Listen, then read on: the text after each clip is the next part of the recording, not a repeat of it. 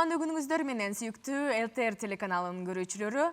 Адаттагыдай эле сиздер менен туура тамактаналы теледолбоорунда көрүшүп отурабыз. Өспүрүмдөрдүн туура тамактануусу тууралуу бүгүн сүйлөшмөкчүбүз. Бүгүн биздин теледолбоордун коногу профессор, тамактануу боюнча номер 1 адис десек болот. Турсун Турганбаева конокто. Турсун Турганбаева, кош келдиңиз. Саламатсыздар. Бүгүн көптөгөн изилдөөлөрдүн натыйжасын карап өтсөк, үй бүлө мүчөлөрүнүн арасынан эң эле көп туура тамактанууга жана ошондой эле өзгөчө тамактанууга муктаж болгон бул өспүрүмдөр экен. Жана ошонун арасынан эле өспүрүм кыздар экен. Да, чындыгында эле ошо биздин өспүрүм балдар, өспүрүм курак бул адамдын жашоосунда бир топ опурталдуу курак болуп эсептелет да. Себеби өспүрүм балдар тезирээк өсүшөт башкаларга караганда. Анан өспүрүмдөрдүн денесинде ар кандай өзгөрүүлөр болот. Себеби деген баягы ошо өспүрүм курак бул өткөл курак болуп атат да. Жаш балдар чоң киши болуш керек. Ошон үчүн алардын денесинде көптөгөн өзгөрүүлөр болот. Ошол көп өзгөрүүлөрдүн бардыгын туура жүрүш үчүн өспүрүмдөр туура тамактаныш керек. Алардын тамакка болгон муктаждыгы, айрыкча ошо баалуу заттарга болгон муктаждыгы ал чоң кишилерге караганда кичине көбүрөөк болот да. Ошон үчүн өспүрүм балдардын тамагына өзгөчө көңүл буруш керек. Турсун Турганбаевна, ал эми баарыбыз эле жакшы билебиз да, биз деген улан кыздар, балдар, өспүрүмдөр дал ушул чагында тамактанууга таптакыр көңүл бурулбайт. Өзгөчө жанагы студент болуп жүргөн кезинде. Бүгүн бизде студияда конокто Кыргыз мамлекеттик медициналык академиясынын 1-курсунун студенттери бар. Келиңиз анда биринчи аларга суроо узаталы. Тамактануу тууралуу анда ой пикирлерин билсек, анан ошого жараша маегибизди улантабыз. Студиябызга кош келдиңиздер. Анда биринчи эле суроону узаталы сиздерге. Туура тамактануу боюнча эмне билесиздер? Күн ичинде мисалы үчүн канча жолу тамактанасыздар? Эмнелер менен тамактанасыздар? Саламатсыздарбы? Туура тамактануу деп мен жекече оюм боюнча бул туура азыктарды колдонуу өз убагында, анан туура баягы порциялар менен колдонуу деп түшүнөм да. Мен өзүмдүн жашоомдо көбүнчө бананды көп колдоном. Анткени деген ошол бананда көптөгөн витаминдер бар. Бир күндүк витаминди толук камсыздай алат деген китептен окугандай мен ошону көп колдоном да. Ал эми күн ичинде канча жолу тамактанасыз? Ачык айтканда күн ичинде окууга байланыштуу мен тамактанам. Себеби дегенде эртең менен саат 7-де туруп, 7:30 уже окууга барып каласың. Эртең мененки тамактанбай каласың, тамак жебей. Анан түштө болжол менен саат 1-лерде. Демек, танапис учурунда дагы тамактанууга вакыт жетишпейт студенттерде. Ал эми кыздардан келиңиздер, кыздардан сурасак. Саламатсызбы? Мен оюмча туура тамактануу бул деген жер жемиштерди, сүт азыктарды ич керек. Еще мен баякында мен окуп калдым да, то что ашкабактын денегинде аябай көп витаминдер бар экен депчи. Ашкабактын ошо денегин кургатып алып, ошонун ичинен дагы ошолор жеп баштаганбыз үй бүлөбүз менен. Күн ичинде мисалы үчүн канча жолу тамактанасыз жана көбүн эсе эмнелерде? Өзүм эртең мененки тамактанбай калам, ошо окууга байланыштуу. Ошо. Бирок өзүм мындай түшкү тамакты, анан кечки тамакты обязательно ичем. Сөзсүз түрдө, Ооба, сөзсүз түрдө. Ортосунда болушу мүмкүн тамактар. Анан көп телемиз. Чоң рахмат, сиздин оюңузду билсек. Оюм боюнча бул бир күндө 3 жолу деп ойлойм. Бул деген эртең мененки, түшкү жана кечки тамак деп. Бирок өзүм түшкү жана кечки тамак ичем, потому что эртең менен окууга байланыштуу тоже Жетишпей каласыздар. Чоң рахмат жоопторуңуздар үчүн. Турсун Турганбаевна, өзүңүздөр көрүп тургандай эле биздин азыркы учурда өспүрүмдөр, өзгөчө студенттер туура тамактанууга аракет кылышат, бирок убакыт сааты жокпу? Жалпы эле сиздин оюңуз, мисалы үчүн азыркы акыбал жана туура тамактануу бул боюнча биздин маалыматыбыз канчалык деңгээлде? Туура тамактануу боюнча биринчи эле кезекте биз эмнелерди билишибиз керек?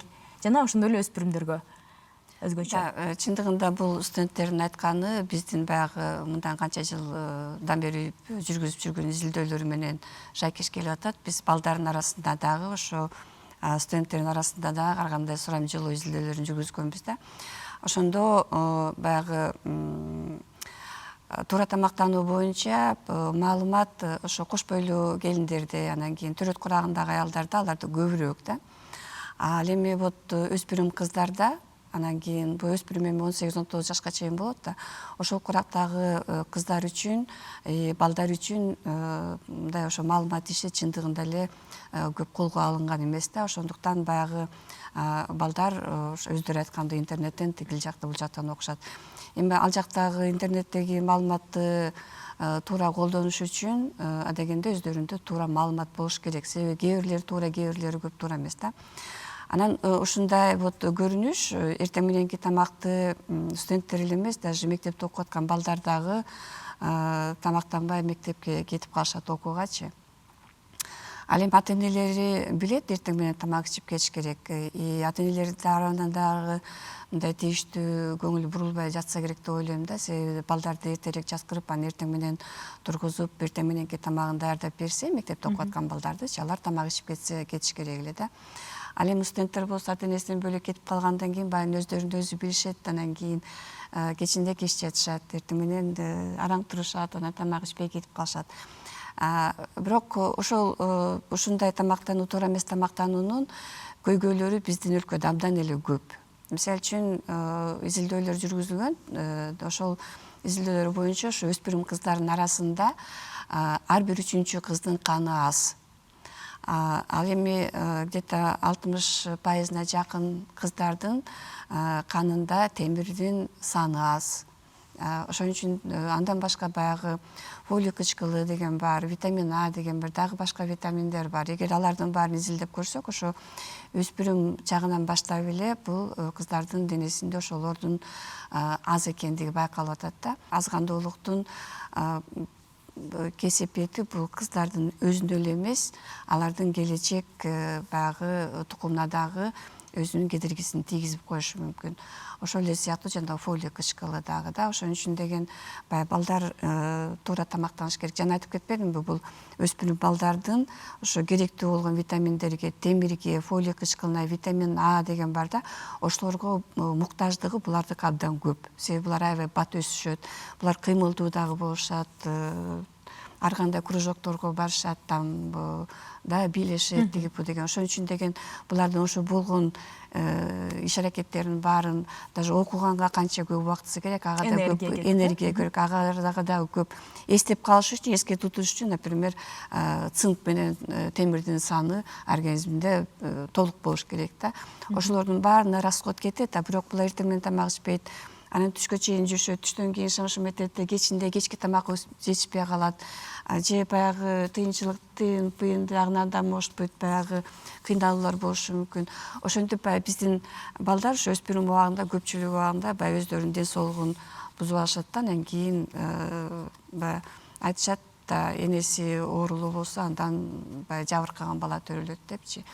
Ошол өспүрүм убагында биз көбүнчө ошо кыз балдарга көбүрөөк көңүл бурабыз да. Себеби кыз баланын ден соолугу анын элдин келечегине, баягы тукумдун келечегине абдан чоң кедергисин тийгизет. Бирок ал баягы эркек балдардын ден соолугу бизге анча маанилүү эмес дегенди билдирбейт. Себеби дегенде эркек балдардын ден соолугу үй бүлө багыш керек, балдарын багыш керек. Андан башка тиги космоско учуш керек, например, да, там какой-то бир Нобелевский премия алыш керек, ушинтип эле жүрө беребизби деген. Ошон үчүн баягы эң керектүү заттарды балдар тамагы аркылуу алып турган абдан пайдалуу да. Анда мисалы үчүн азыр ата-энелерге кайрылсак, өспүрүмдөргө кайрылсак, бизди көрүп отурган, биз биринчи, экинчи чыгарылышта тамактануу пирамидасын сүйлөшкөнбүз. Тамактануу пирамидасында эмнелер болуш керек, эмнелер сөзсүз түрдө адамдын рационунда болуш керек дегенде, азыр мисалы үчүн ата-энелерге кайрылып, өзгөчө өспүрүм улан кыздары бар болгон ата-энелерге, балким өспүрүмдөрдүн өзүнө кайрылып, азыркы учурда эмнеге маани беришсин, кайсыл азыктарга көбүрөөк маани беришсин? Балдар деле туура айтышты да, бир топ эмелерин, туура тамактануунун негиздерин. Ушу туура тамактануу деген кандай деген бир топ эле мындай аябай кыйын суроо да, ага 1-2 сөз менен жооп бере албайсың. Ага жооп бериш үчүн ошо тамактануунун пирамидасын колдонгон жакшы. Себеби ал пирамидада, мисалы үчүн, биринчи топто эң астында баягы эң чоң ошол жерде дан азыктары бар. Дан азыктары баягы нан жей беребиз деп бизде көп айтат, бирок ошо дан азыктары бизге керек болгон энергиянын көпчүлүгүн ошо дан азыктарынан алабыз бизчи, где-то 50% ошо дан азыктарынан алабыз. дан азыктарында деле ошол эле нанда, ошол эле гречка, дагы башка дан азыктарында адамдын ден соолугуна пайдалуу болгон ар кандай витаминдер, микроэлементтер көп. Бирок ошолорду баягы башка тамактар менен шайкеш келишин караш керек. Мисалы үчүн кадимки эле нанды жеп, анын аркасынан чай ичип алсак, ошо нандын курамында керектүү болгон темир заты сиңбей калышы мүмкүн. Пирамиданын экинчи тобунда, экинчи катмарында жер жемиштер жана мөмө жемиштер турат да. Жер жемиштер, мөмө жемиштер булардын курамында болгон витаминдердин баары тең бар. Анан жана балдар айтып атпайбы, биз банан жейбиз же башка мөмө жемиштерди жейбиз депчи. Булардын тоже мындай негизги шарты бүт жанагы мөмө жемиш жашылчалардын баарын ар кандай түсү болуп атпайбы. Ошон үчүн бир күндө 400-500 грамм ошо мөмө жемиш, жер жемиштер жеш керек. Бирок ошо 400-500 грамм эми 2 банан жеп койсо эле болот эмес. Баягы түсүнө карата болуш керек. Ошон үчүн бир күндө 3 башка түстүү мөмө жемиш же жер жемиш жеш керек. Мисалы үчүн сары савиз, ак банан да, например, и жашыл чөп. Ошондо кийинки күнү баклажаны цвети башка. Ошондой себеби деген бул жашыл жемиштердин алардын түсү эле башка эмес, түсү башка болгондон алардын курамы дагы башка. Ошон үчүн биринде жок витаминди, микроэлементи экинчисинде бар, ошондо бирин бири толуктайт да. Андан тышкары үчүнчү топто сүт азыктары. Себеби сүт азыктарында бизге керектүү болгон майлар бар, бизге керектүү болгон жакшы белоктор бар да. То есть сүт азыктарын ар кандай ичебиз болот. Айран, биалак, творог ошолорду да. Андан 4-чү группадагы бул эт азыктары. Ушул эт азыктарынын курамына жаңгак, бурчактар кирген да. Себеби алардын курамында дагы белоктор бар. Ошон үчүн эт азыктар дегенде эттин баардык түрлөрү. Балыктын эти, тооктун эти ошолор. Анан пирамиданын эң чокусунда кичинекей болуп турган жер, ал жерде жалаң таттуулар, анан кийин майлар кошулган да. Баягы колдон келсе, пирамиданын башындагы тамактарды жебей койсо деле болот. Себеби бизге керек болгон майлар этте бар, сүттө бар, дан азыктарында бар. Канттар болсо ошол эле дан азыктарында, мөмө жемиштерде бар. Ошон үчүн колдон келишинче ушу 4-чү группадан баштап Ал эми кетиш керек. ошондой чоң рахмат. Жанагы фолий кычкылы, витамин А сыяктуу витаминдер керек, микроэлементтер керек дедиңиз. Ошолорду мисалы үчүн кызылчадан, анардан алса болот да ошондо. Ошолорду көбүрөөк жеш керекпи кыз өспүрүмдөр? Да, ошон үчүн деген баягы жер жемиш мөөнөсү айтып кетпедимби? Бир күндө 400-500 грамм, төстүстү 3 башка түрлүү жеш керек депчи. Анан кийин баягы фолий кычкылы темир, мисалы үчүн этте деле бар, этте деле көп да, жанагы силер айтып кеткен жашылчаларда деле бар. Бирок балдарга, эми үчүн балдар жөнүндө көп изилдөөлөр жок. Балдарга тамак аркылуу, балдар өздөрүнүн муктаждыктарын тамак аркылуу камсыздап алса болот.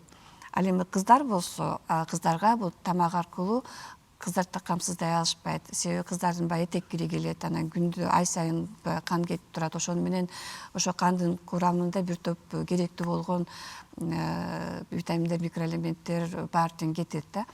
Ошон үчүн баягы кыздардын муктаждыгы көбүрөөк болот да. Ошон үчүн кыздар түрлүү тамакка кошумча темирди, анан фолий кычкылын кошумча витамин катары аптекадан сатып алып ичиш керек да.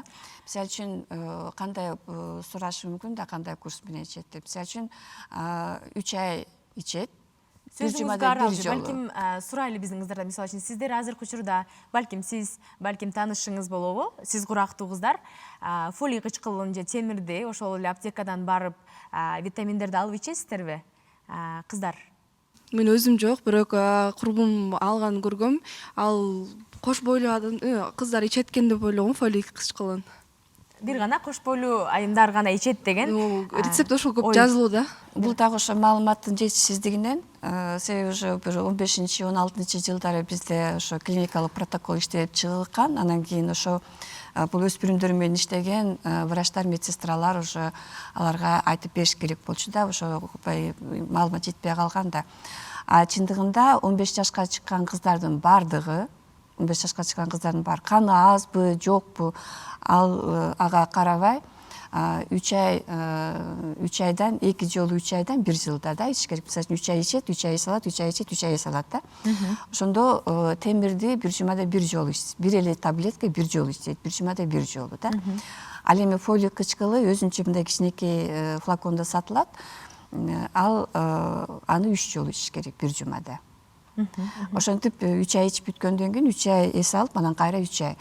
Ошол ритм менен биздин кыздар 49 жашка чыкканга чейин ичиш керек. Ичиш керек. Улан Да, дайым ичиш керек. Себеби деген кош бойлуу, ал жана кыз айтып кетпейди, кош бойлуу келиндер ичет экен деп ойлогом депчи. Кош бойлуу эмне үчүн кош бойлуу келиндер ичет жана фолий кычкылын. Себеби фолий кычкылы жетишпесе, балдар ичинен майып болуп төрөлүп калышы мүмкүн. Көбүнчөсү ошо баш мээси анан жүлүнү жакшы өнүкпөй калат да. Ошон үчүн кош бойлуу келиндер учетко тургандан баштап ошо фолий кычкылын берип баштайт. Учетко турганда алар где-то бир балдар ичиндеги түйүлдүккө бир 2 ай, 3 ай болуп калганда барып учетко турушат да. Ал убакта уже если энесинин денесинде фолий кычкылы жетишпесе, анда тиги бала уже баягы баш мээси эле жүлүнү уже жабыркап калган болот да, түйүлдүкчү. Ал эми баягы мен айтканда 3 ай ичип, 3 ай ичпей кош бойлуу боло элекке чейин ичип жүргөн болсо, энесинин организминде жетиштүү түйүлдүк дагы жакшы түйүлөт да. Анан төрөлгө учетко тургандан кийин 2 айында турабы, 1,5 айында турабы, ошо бүт боюн төрөгөнгө чейин, төрөгөндөн кийин дагы 3 айга чейин ошо темирден фолий кычкылын ичиш керек. Себеби төрө ичинде жатканда, бала ичинде жатканда анын муктаждыктары көбүрөөк болот да ошо балага дагы. Төрөгөндөн кийин баланын энесинин өзүнө да керек. Рахмат Турсунбаевна. Анда мен оюмча бул учурда биз өзгөчө ата-энелерге кайрылуу жасап өтүшүбүз керек. Урматтуу ата-энелер, эгер сиздин уулуңуз, кызыңыз 15 жашына келген болсо, өзгөчө өспүрүм кыздарга өзгөчө маани беришиңиз керек экен. Бир гана толук жана туура тамактануу эмес, андан сырткары ошол эле фолий кычкылы, темир же витамин А сыяктууларды кошумча сөзсүз түрдө ичип турушу зарыл экен.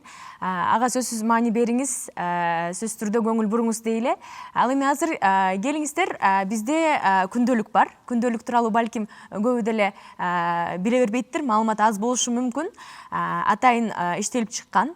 Азыр биздин жаштарга күндөлүктөрдү берели. Алар күндөлүк боюнча кечээ күнү, бир күн мурда дейли, саат канчада, күн ичинде канча жолу эмне жедиңиздер, эмне иштиңиздер, мисалы үчүн ошолорду өтө деталдуу түрдө дейбиз, балким же жалпылап жазып өтүңүздөр. Андан кийин биздин Адис Турсунбаевна карап, ошого жараша сиздерге өзүнүн пикирин айтсын. Ошого жараша кошумча балким бизди көрүп отурган телекөрүүчүлөргө дагы кандайдыр бир кеңештер туулат. Анда сиздер жазгыча, даярдагыча өспүрүмдөргө кандай кошумча сабакка, мектепке өзү менен кошо алып бара турган бутерброд сыяктуу тамактарды жеңил, оңой, бат даярдала турчу кошумча тамакты даярдоого үйрөтөт. Анда сөздү ашпозчуга узатам.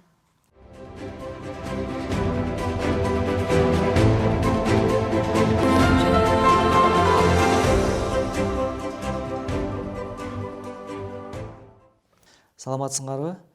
Мен атым Эгинбаев Берик Рустамович. Мен Кыргыз Республикасынын ашпозчулар ассоциациясынын президенти болом. Бүгүн биз атайын окуучуларга шамшу метчү бутерброд жасайбыз. Бүгүн 3 түр жасайбыз. Бизге нан керек. Нанды силер ак нан колдонсоңор болот. Негизи башынан биз нанды кууруп алсак болот, же болбосо сковородкага же грилге. Бияка дагы биз сливочный май кошсок болот, каймак кошсок болот. Негизи үйдө кандай жашылча болсо ошону колдоно берсе болот. Колбаса колдонсо, сыр колдонсо болот, жумуртка колдонсо болот. Жумуртканы бышырса дагы, кууруса дагы болот. Биз бүгүн 3 түр жасайбыз. Помидор огурцы менен жасайбыз. Анан кийин перец менен, жумуртка менен жасайбыз. Анан кийин жана бышкан кааласаңар картошка кошуп койсоңор болот, сабиз кошуп койсоңор болот, кааласаңар кызылча кошсоңор болот. Бунун баары бышкан. Анда эмесе баштайбыз. Биринчи бутербродко биз майды шоо алабыз. Башта айтып кеткендей эле, бир сыйра кууруп алсаңар даамдуураак болот.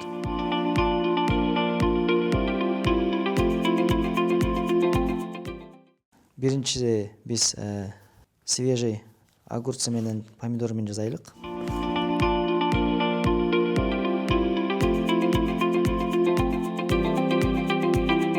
Бияка жашыл кошуп койсоңор дагы болот. Бир жумуртканын жартысын кошуп койсоңор дагы болот. Биздин биринчи бутербродубуз дайын.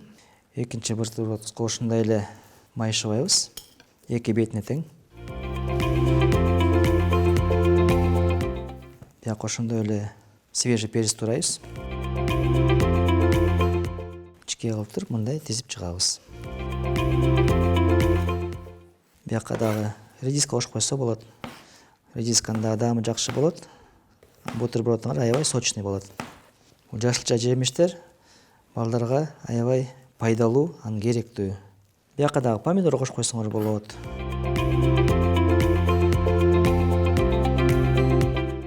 Ошон үчүн муну бат-бат эле жасап туруп, балдарга жасап бербейбиз. Үчүнчүсүн болсо, биз ошондой эле бышкан жашылча колдонсок болот. Биз бул жерге каймак шыбап алабыз биринчи.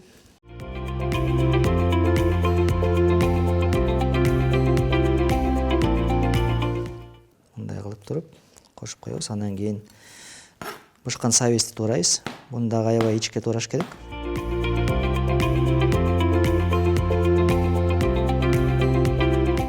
Кызылча негизи аябай пайдалуу жашылча. Жумуртканы ушундай майда кылып туурап алсаңар болот.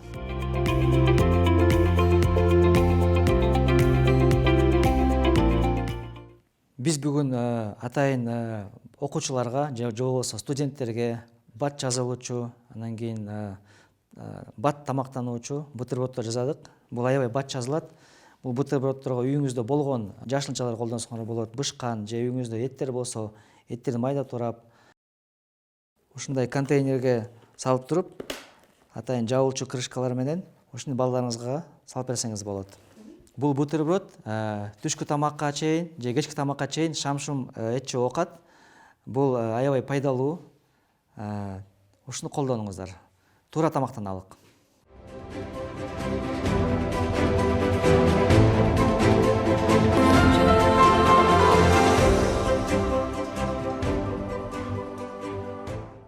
Балдар жана кыздар, акылдуу, ден соолугу үчүн жана өмүрүңөр узун болуусун кааласаңыздар, анда туура тамактаныңыздар деп биз кайрадан бүгүнкү чыгарылышыбызды улантмакчыбыз.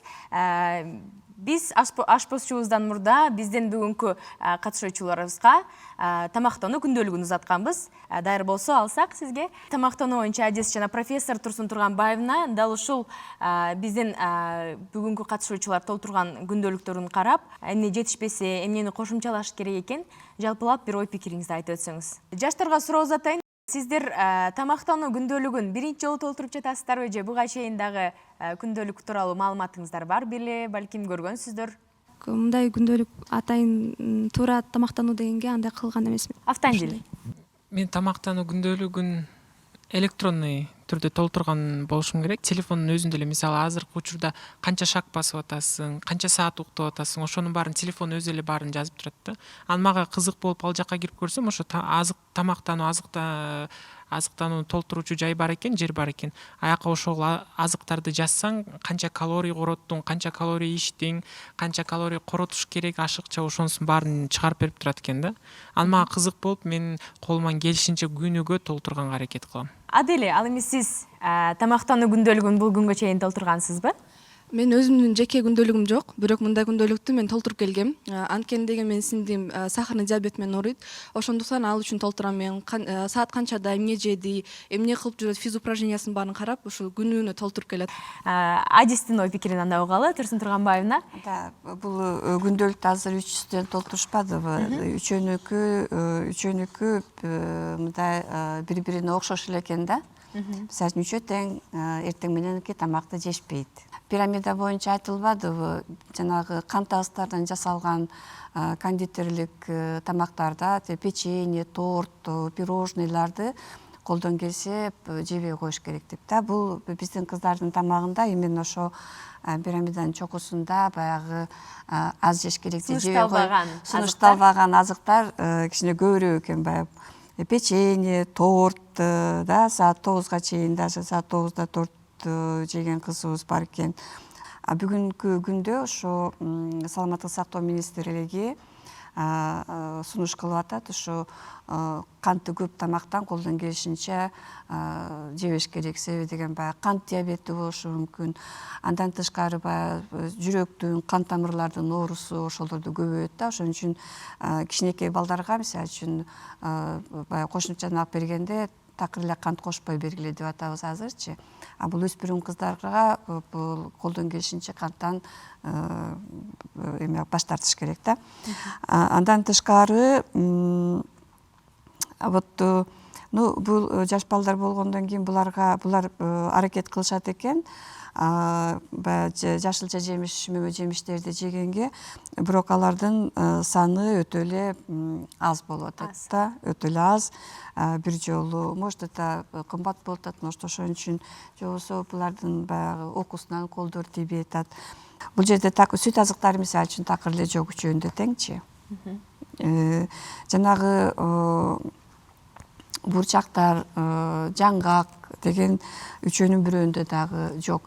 Алардын курамында дагы абдан көп пайдалуу азык заттар бар, айрыкча ушу өспүрүм убагында. Жанагы биз врачтарга айтып атканда, бир врач айтты да, менин балам жаңгакты эстеп калды. Жаңгактын өзүнүн түзүлүшү кишинин баш мээсине окшош. Ошо жаңгак мээге пайдалуу болсо керек депчи. Ар бир продуктта, мисалы үчүн, мен аябай бөлүп айта албайм. Мисалы үчүн, бул пирамидада турган тамактардын баардыгын жеш керек. Эң башкысы ошо пирамидада болгон тамактар күнүмдүк тамакка кириш керек. И аны баягы шайкештире билиш керек. Канчалык түрлүү тамак болсо, ошончолук тамактын пайдасы көбүрөөк болот. Ошо мындайын айтканда, бул биздин конок кыздардын, балдардын тамагы баягы туура деп айтканга болбойт да. Көпчүлүк тамактар жетишсиз. Туура тамактануунун эң негизги шарты бул күндө үзгүлтүксүз 3 маал негизги тамактарды ичиш керек. Анын ортосунда 2 жолу шаң-шум этиш керек да. Мисалы үчүн, эртең менен булар саат кетип атканда саат 7-де, 7:30 тамак ичишсе, где-то саат 10-дордо, 11-лерде булардын курсагы ачат. Ошол убакка, мисалы үчүн, өзүңөр менен чогуу алма же банан же башка мындай жетиштүү болгон даже сайвиз алып алсаңар болот да. Өзүңөрчө баягы саат 10-11-лерде шаң-шум этип алганга. Түшкү тамактан кийин кичинекей саат 4-5-терде курсак ачканда ошого дагы өзүнчө мындай тамак алып алсаңар болот да, өзүңөр менен кошочу. Анан азыр жана көбүнчө гамбургер тиңдеп мындай сатып жасап атпайбы? Ошону үйдөн жасап алсаңар деле болот да. Контейнер деген толтура, аларга салып көтөрүп кетсе болот, көтөрүп жүрсө болот да. Анан кечки тамак. Кечинде саат 6-7-де тамак ичет, анан саат 11-ге чейин болгондо курсак ачат, баягы уйку дагы көп жакшы болбойт, киши жакшы эс албай калат да. Ошон үчүн баягы мындай чай печенье караганда ошо 1 стакан сүт же 1 стакан айран ичип койсоңор, анын пайдасы көп. Себеби үчөөңөрдүн күнүмдүк тамагыңарда сүт вообще жок экен да, сүт азыктары жок экен. Сүт азыктарынын курамында дагы көптөгөн пайдалуу витаминдер бар. Туура айттыңыз, жанагы мектепке балким бара турчу өспүрүмдөр, балким университеттерге бара турчу өспүрүмдөр жанында өзүнүн ошол эле алма сыяктуу жанына салып, же болбосо бутерброд, биздин ашпозчубуз сизге рецептин көрсөтүп берди. Дал ушул чыгарылышты көргөндөн кийин балким сиз дагы өзүңүздүн балким балаңызга, кызыңызга же кызыңыз өзү эле даярдап жанына ала барат. Мен оюмча бул маданиятты да бизге алышыбыз керек. Андан уялып кереги жок, себеби деген ал пайдалуу да, ден соолукка керек. Мисалы, мага аутсанын методу аябай жагат. Мисалы, тамак жеп атканда адам мындай тамак жеп атат, өзүн эркин алып отурат, билим да жакшыраак кирет да. Бизде болсо андай өнүккөн эмес. Мен оюмча мындай адаттарды үйрөнүп кийин алып кетиш үчүн танапис болот да сөзсүз түрдө, сабактардын ортосунда. Сөзсүз түрдө мен оюмча мындан кийин, бул чыгарылыштан кийин адистин кеңеши боюнча дагы жаныңызга контейнер даярдап, керектүү балким бутерброд болот же жемиштер болобу ала жүрүңүз. Урматтуу телекөрүүчүлөр, тамактануу күндөлүгүн сиз экранда көрсөтүлгөн сайттан жүктөп алып, күнүмдүк тамактануу адаттарыңызды деле жазып карап, эмне бар, эмне жетишсиз, жана ошондой эле тамактануу пирамидасын дагы дал ушул сайттан жүктөп алып, өзүңүзгө күндөлүк алып жүрсөңүз болот, жазып жүрсөңүз болот. Дал ошондоп өзүңүздүн тамактанууңузду контролдоңуз дейли. Бүгүнкү биздин эң маанилүү сөзүбүздү дагы узаталы. Бүгүнкү биздин коногубуз профессор жана тамактануу боюнча номер 1 адисибиз Турсун Турганбаевага чоң рахматыбызды узаталы, ыраазычылыгыбызды билдиребиз. Жана ошондой эле бүгүнкү биздин чыгарылыштын катышуучуларына, Кыргыз мамлекеттик медициналык академиянын 1-курсунун студенттерине ыраазычылыгыбызды билдиребиз. Мындан кийин тамактанууга көңүл буруп, маани бересиздер деген ойдобуз. Урматтуу телекөрүүчүлөр, жашылчалар узак өмүр жана жаштыктын ачкычы слоганы менен кийинки чыгарылышыбыз сиздер үчүн даярдалмакчы. Дал ушул кийинки чыгарылышта сиз адис менен биргеликте жашылчалардын биз үчүн маанилүүлүгү, өлчөмү жана түрлөрү тууралуу сүйлөшмөкчүбүз. Кийинки чыгарылышка чейин сак саламатта туруңуздар, туура тамактаныңыздар. Көрүшкөнчө.